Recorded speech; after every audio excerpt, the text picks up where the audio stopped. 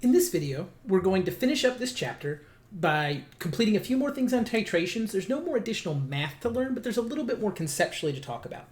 Then we're going to talk about one final idea that's just going to be another cake on equilibrium, something called a solubility constant. So, first, something to note is that titrations have specific properties based on whether they contain a strong acid or a weak acid and how they look. So, for example, this curve, do I have my pen on? Yes, I do. So this right here, this is our strong acid versus strong base curve. And you should be able to identify the fact it is by a few things. One, you'll notice the equivalence point here is at 7. That's because for a strong acid and strong base, when you mix equal volumes of both, you neutralize all the acid, so there's no acid and there's no base. Since strong acids and strong bases do not have conjugates that contribute towards the pH. So for example, hydrochloric acid, if you neutralize it, it becomes Cl-.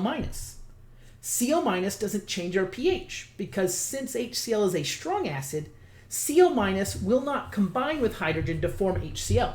So therefore it is a neutral conjugate. It doesn't do anything to our pH. Since you have both a strong acid and strong base, everything's been neutralized, the equivalence point will be 7.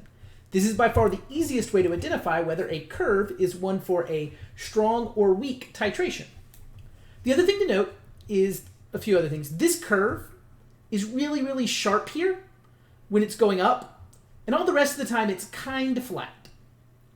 Now if you go over here, let's look at the weak acid case down here. In this case, you'll notice the curve actually moves up some at the beginning. It changes a lot more than it did in the case of the strong acid. That's the first big change. The second big change is the equivalence point here doesn't occur at 7. For a weak acid, we'll have a weak conjugate base. So once you've neutralized all of the acid, you now have a weak conjugate base, which will have a pH a little bit above 7. You'll notice also that once you get past the equivalence point, all of them are going to look about the same because you're adding excess strong base there.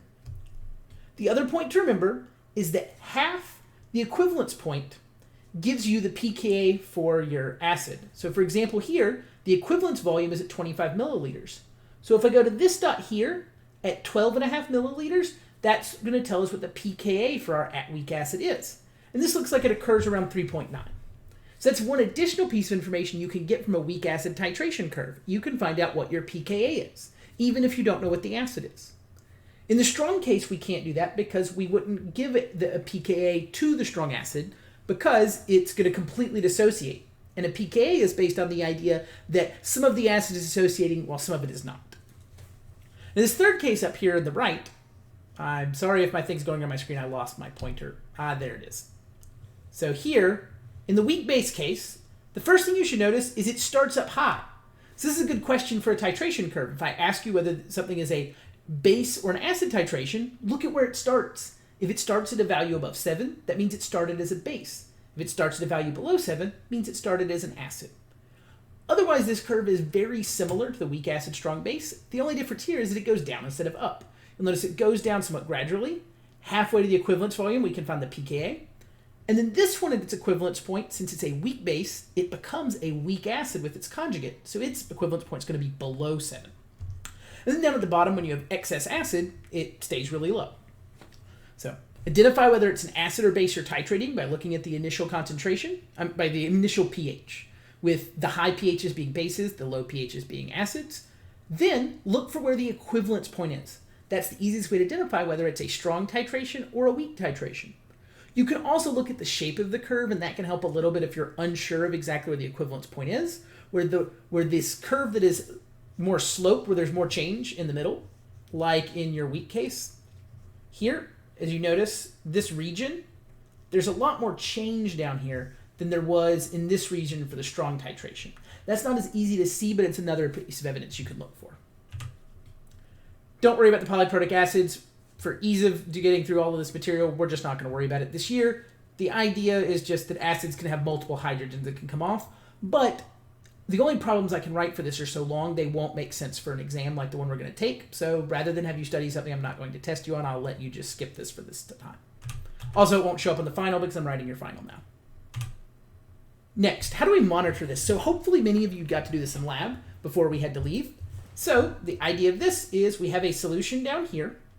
We have a burette that has sodium hydroxide or HC or something acid in it, we slowly add this, and as we add it to our solution, we make a curve that measures the pH at all the different volumes. And so that's the idea. We can find out how concentrated it is by measuring the pH at all these different places for it. We can also do it through indicators. These are the things that turn to colors when you were in lab. So for example, phenolphthalein is a compound that is clear at a pH below 7. But once it gets to a pH around 9 or 10, it turns pink. That's because at that higher pH, there are more hydroxides around. And so as there become more hydroxides, they react with the compound and they change its structure. Now, you only worked with phenolphthalein in lab, but there are lots of indicators. Down below, there's the example of methyl red, which is a solution that is red at very low pHs and switches from a red to an orange into a yellow as the pHs get higher. So this is an example of a whole bunch of different indicators. These are all the most common ones that we use. And so depending on what pH your equivalence point is at, that's going to tell you which one you want to know. So for example, let's say I want to know when something changes at pH 5. So we're looking right here. Now what that means is thymol blue would not be very useful. It changes pH in this range from 1 to 2.5, or 2 3/4, and like 1.2. So if it made a change from 3 to 6 or something like that, I wouldn't see any different. It would just look yellow. On the other hand, bromocresol green would probably work well here. So if I had something that started out yellow, once it turned to blue, I would know it went past pH 5. Methyl red would also work well. This aerochrome black tea would also work well.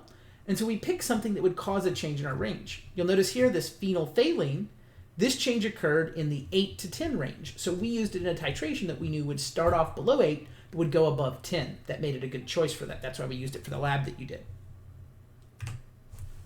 So now that's all the conceptual stuff. What I'd like you to look at this is to tell me for each of these curves, first, A, is it an acid or a base? And then B, is it weak or strong?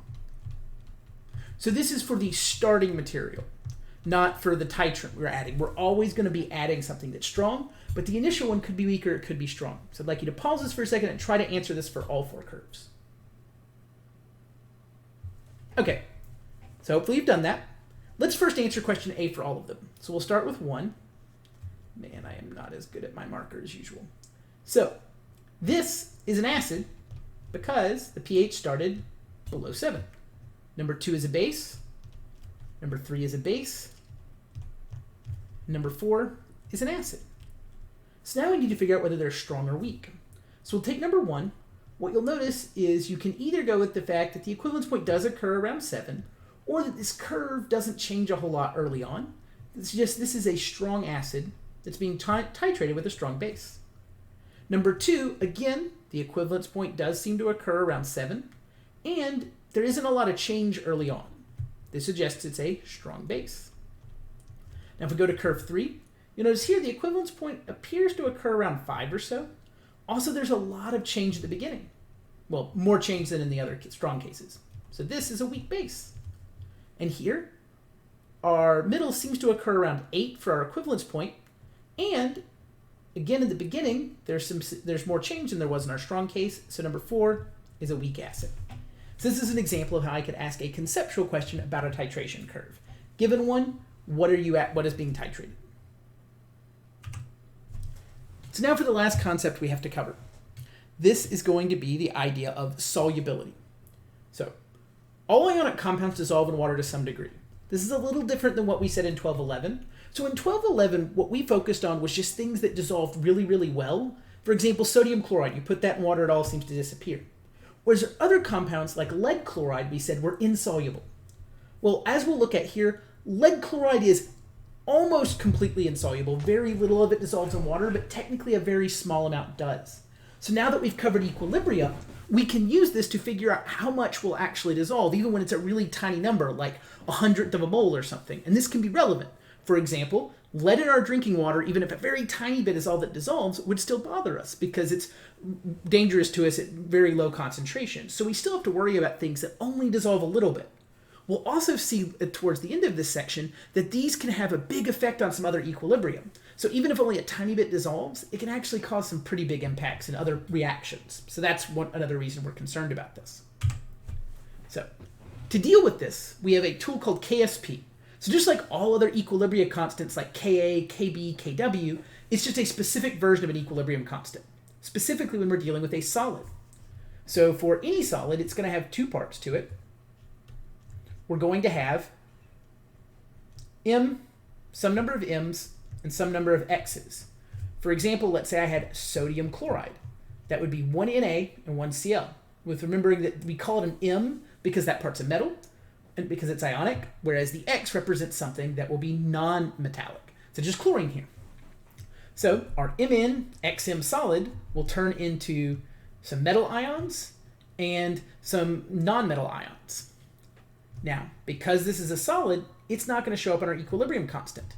So KSP is just going to be whatever you get for your metal and whatever you get for your non-metal. Note, I think the equation actually looks way harder here than if you look at some specific examples. So let's look at lead chloride down here. So lead chloride solid breaks apart into lead 2 plus and 2Cl minus. So we have these two things. And we can check that because it matches the numbers of each of these. So if you remember from 1211, this would just be like saying, what did this break apart into? So chlorine has to be -1. We know that because it's a halogen. Since there are two of them, the lead has to be 2 plus to balance out the chlorine. So we have Pb2 minus and then 2Cl minus. Since there were two chlorines in the original solid, chlorine's not a polyatomic ion, so it'll break apart as separate chlorines. So now if you think about this as an equilibrium constant, that's products over reactants, but the reactant is a solid, so it doesn't show up. And this will be true for all KSPs. Because the solubility product is for a solid, the reactant is always solid. So the reactant never shows up in the equilibrium constant. At the same time, the products are always aqueous because that's what we're looking at. We're looking for a solid turning into aqueous. So all of the products will always show up. So here we have lead 2 plus times the concentration of chlorine minus squared. Since there were two chlorines, we have to square that part back from the chapter on equilibrium. So this table here, I only show you because you're literally going to get exactly this table on the exam. So the way to read it is, here are your formulas, and these are the equilibrium constants associated with them. You'll have this exact table, so if you need to look up an equilibrium constant, find it on here, either by name or by formula, and then there's the KSP value. It's the only reason this thing's here. So, before we actually do a problem, I want to introduce one more term. I know there's been a lot. Solubility. That's the amount of solute that will dissolve. So how much of this solid, when I put it in water, is actually going to turn into ions? And we'll specifically use the term molar solubility for the number of moles of solute that dissolve in a liter of solution. Remember, molarity is moles per liter. And we use molarities when we do ice tables and we do equilibrium problems. That's why we're going to talk about molar solubility. What molarity will dissolve. Oh, sorry, I went backwards. So let's look at this first example here. So we've got lead chloride. We want to dissolve it in pure water. We want to know how much can dissolve. So the way we solve a problem like this is first we write out our equilibrium. We'll always start with the solid on the left, PbCl2. It's a solid, not a gas. It's an equilibrium, so we have a double-lined arrow. And then it breaks apart. We'll have Pb2 plus, aqueous, plus 2Cl minus, aqueous. Now, we don't worry about the values for the PbCl2 in our ice table since it's a solid. But they told us we're dissolving it in pure water, so we're not starting with any lead or any chlorine. So our change, we're going to get plus X for the lead, plus 2X for the chlorine. So we'll end up with X and 2X. The other thing we need to look up is our KSP for lead 2 chloride is right down here. Sorry, I also circled the bromide one. It's the one on top, not the bromide. So that's 1.17 times 10 to the negative fifth. So we know that KSP is products over reactants, but the reactant won't show up. So we're going to get our KSP is equal to the concentration of Pb2 plus times the concentration of Cl minus squared. We can then plug the values in we got. Pb2 plus is X, whereas chlorine minus is 2X, and we're squaring that.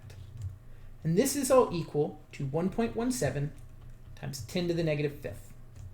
So 2x squared is 4x squared times x gives us 4x cubed equals 1.17 times 10 to the negative fifth. So I am going to see. I'm going to move this down some. Yes, keep it. So we're going to move this a little bit. Move Okay, we're just going to not worry about the circle. Okay, just had to move to give myself some more room. And a pin. So now, I'm going to make an eraser so I can get that out of the way. Sorry for the disruption. I accidentally touched my thing. And now it's all kind of confused. You know what? We'll be okay. I'm going to work this all the way over here. So divide both sides by 4. That will give me x cubed equals, make sure that's right, 2.93 times 10 to the negative 6th. We then take the cube root of both sides, which we can do by raising it all to the 1/3 power. Or you can cube root it. That's what 1/3 power means. Just like when you square root, you're actually raising things to the 1/2 power. Or if you were to 4th root, you're raising something to the 1/4 power. So when I do that, then I get that my x is equal to 0.0143. And so in molar solubility problems, this x is always going to represent how many of this molecule is able to dissolve. Since every time one of these dissolves, we're going to get 1 lead, 2+, which is an x, and 2 Cl-, which is 2 x's. So the x here is also equal to the amount of lead 2 chloride that was able to dissolve. Since if we dissolve 0.0143 molar lead 2+, it's a 1-to-1 ratio between it and the lead 2 chloride. So the value we get for x in this problem will always be the molar solubility. So our x represents how much of that is able to dissolve as well, since we're always going to be looking at the KSP representing one molecule dissolving. Now, let me show you a second type of problem that is actually, I think, easier to solve, although initially it may not look it. We can also find these KSPs if we don't know them. So we're going to calculate the KSP of barium hydroxide if 1.85 grams can dissolve in 100 milliliters. So this one has a little bit of extra work to do at the start. We got to find the molarity before we can start using ice tables at all. So 1.85 grams of barium hydroxide. So barium is 2+, so it would need 2 hydroxides. If we look up the molar mass of this and calculate it, we should get that the molar mass is 171.35 grams, is 1 mole. If we do that calculation, we should get 0.0108 moles of barium hydroxide. Now we need to know the molarity to be able to put it in an ice table. So it's divided by our 0.1 liters from our 100 milliliters. And that will give us 0.108 molar. Now if I go back and look at the equilibria, I have barium hydroxide as a solid is in equilibria with barium 2+ plus 2 hydroxides. No, it won't always be 1 and 2. You could have 1 and 1 or 2 and 3 and other numbers. This should just happen to work out to be 1 and 2 in each of these. So we don't worry about these values. These both start at 0 because there wasn't anything at the start. We gain 1 of these. We gain 2 of these. So this is x and this is 2x. The difference is we actually already know x. This is how much can dissolve. That's our molar solubility. Since we already know the molar solubility, that's the value for x. So we're going to be able to plug that in, solubility. So KSP is going to be equal to Ba 2+ times OH- squared. So first I'm going to plug it in as x times 2x squared, but I can plug in that value for x, and I have 0.108 times 2 times 0.108 squared. If I put all those values into my calculator, I should get 0.00504, and that will be our KSP. So if we're told how much dissolves, this is how we could solve it. We could set up another ice table, with the difference being that they just told us what the x value is. I also want to note that if you're reading in your textbook, they will use an S here instead of an X. It's fine if you do that too. It's the exact same strategy for solving the problem. They just changed it to an S because of the specific term they use for molar solubility. But it doesn't change anything else about the problem. Okay.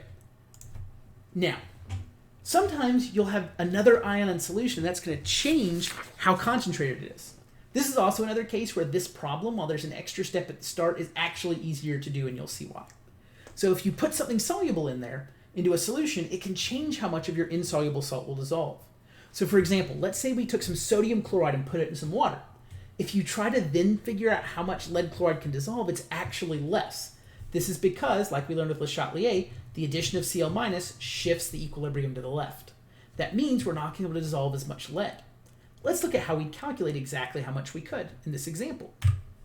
So, we want a molar solubility for calcium fluoride if the solution contains 0.1 molar sodium fluoride. So it's important to note that if you dissolve 0.1 molar sodium fluoride, since it doesn't have a KSP, we're going to assume it completely dissolves. You're going to have 0.100 molar sodium and 0.100 molar F-. That's because there's one of each of these.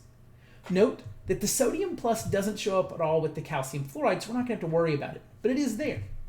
But with my calcium fluoride solid, when it's in equilibrium with calcium 2 plus aqueous and 2 F- aqueous, what you'll find in your ice table, we don't worry about this value, is now calcium, while it starts at 0, fluorine starts at 0.100. And this will be plus x, this will be plus 2x. So we'll get x and 0.100 plus 2x. We can also check our KSP value for calcium fluoride is down here. And it is 1.46 times 10 to the negative 10th. So similar like we did in the equilibrium chapter, 10 to the negative 10th is a small enough number that I'm going to assume x is small. And that means this part goes away. X is small. But when x is by itself, it can't go away. It's only when you're adding or subtracting it. So we have our KSP is equal to calcium 2 plus times F- squared. That's the definition for K. Then we plug in our numbers, and that's where the 2 will come from. So we'll have an x, and we're going to multiply it times 0.100 squared. You'll notice if you put the plus 2x in, this problem gets kind of challenging, and there's a cubic equation that would be unreasonable to solve. So, but as long as you remember that you can treat x as small, the problem's not too bad. So 1.46 times 10 to the negative 10th. So I just have to divide by this 0.100 squared, and I'll get that x is equal to 1.46 times 10 to the negative 8th molar. And that's how much calcium fluoride can dissolve in our water if we already have some sodium fluoride present.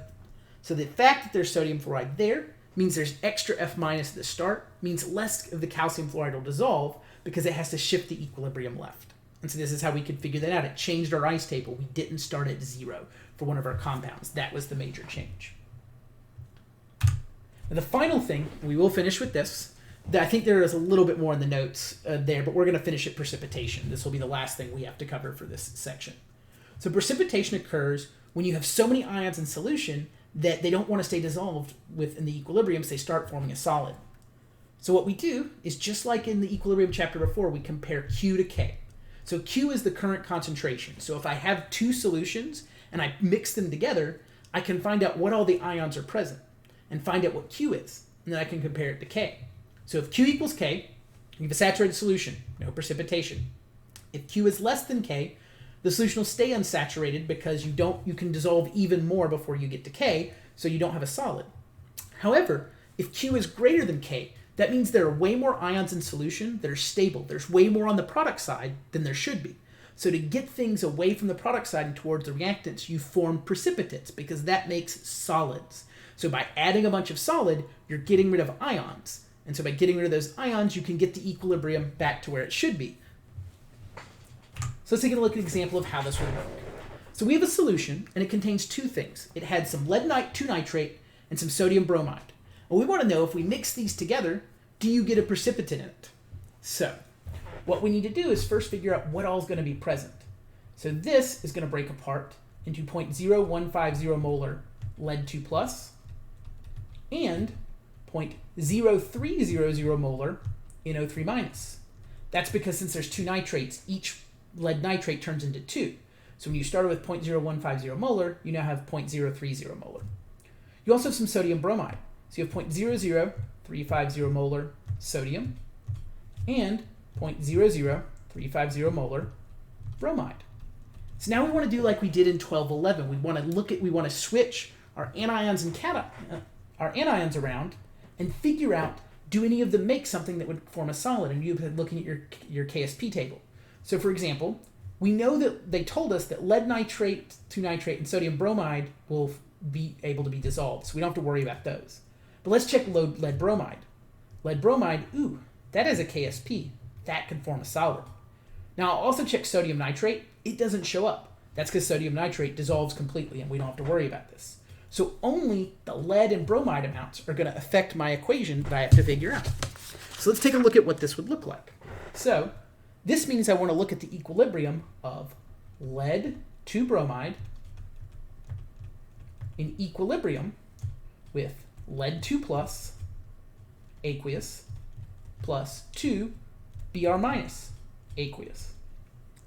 Now, this one, because we need to find a Q, not a K, we already know all the values. I don't have to worry about the ice table part. So this problem actually ends up being a lot quicker, even though when you first read it, it looks way worse because there's multiple numbers and there's lots of compounds. So since this is the only thing that can form a solid, we want to know its Q value. So that'll be lead 2 plus times Br minus squared. So then we plug in our values. So our lead 2 plus has a value of 0.0150. Our bromine minus has a value of 0.00350, and it's squared. If we calculate that, we will get a Q equal to 1.84 times 10 to the negative 7th.